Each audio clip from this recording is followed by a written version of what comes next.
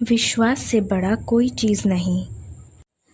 एक बार की बात है, दिल्ली से सैन फ्रांसिस्को के लिए एक विमान उड़ा। वह विमान पूरी तरह से भरा हुआ था। छुट्टियों का मौसम शुरू हो चुका था, इसीलिए कई लोग अपने परिवार के साथ छुट्टियां मनाने के लिए जा रहे थे। लोगों का उत्साह चरम पर था। कई लोग तो पहली बार विदेश का दौरा कर रहे थे। अभी विमान को उड़े 1 घंटा भी नहीं बीता था कि तभी विमान हिचकोले लेने लगा। तभी सीट के ऊपर लगे स्पीकर पर एयर होस्टेस की आवाज़ सुनाई दी। मौसम खराब है, आप सभी से अनुरोध है कि आप सभी अपना सीट बेल्ट बांध लें। अब लोगों में, विशेषकर पहली बार हवाई सफ़र करने वाले लोगों में थोड़ी दहशत का माहौल हो गया। अभी कुछ ही समय बीता था कि फिर से एयर होस्टेस ने ये घोषणा कर दी, हमें खेद है कि मौसम ज़्यादा खराब होने के कारण हम आपको नाश्ता नहीं पेश कर पाएंगे। इसी के साथ विमान बुरी तरह से हिचकोले लेने लगा। अब तो यात्रियों की हालत खराब होने लगी।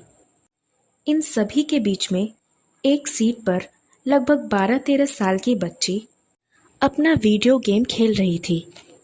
उस बच्चे के चेहरे पर मुस्कुराहट थी और उस पर आसपास के माहौल का कोई असर नहीं था। कई लोग तो विमान में मंत्र जाप तक करने लगे। थोड़ी ही देर में जोर से बिजली के कड़कने की आवाज़ सुनाई दी। वह आवाज़ इतनी तेज थी कि विमान के इंजन की आवाज़ भी उसमें खो गई और विमान के अंदर बैठे यात्रियों को ऐसा लगा कि विमान किसी चीज़ से टकरा गई हो। अब तो यात्रियों के चेहरे पर बहुत डर था और कई यात्रियों की घबराहट की वजह से रोने की आवाज़ें भी सुनाई दे रही थी।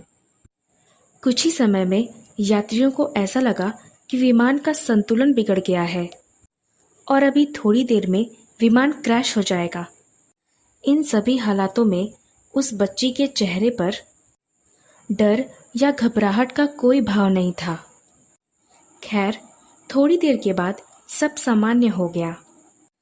जब विमान सैन फ्रांसिस्को एयरपोर्ट पर उतरा तो एक व्यक्ति ने उस बच्ची से पूछा, बेटा, हम सभी लोग तो उस समय बिल्कुल डर गए थे, लेकिन तुम बिल्कुल सामान्य थी।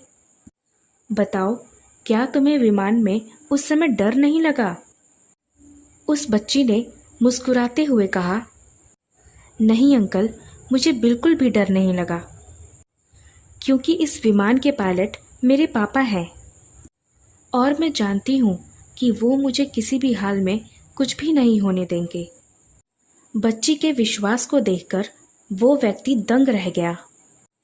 इसीलिए कहते हैं, विश्वास में बड़ी ताकत होती है। विश्वास से बड़ी चीज़ इस दुनिया में कुछ भी नहीं। ऐसी और कहानियाँ सुनने के लिए सब्सक्राइब करें आपके चैनल नमो गुरु गोविंद को। धन्यवाद।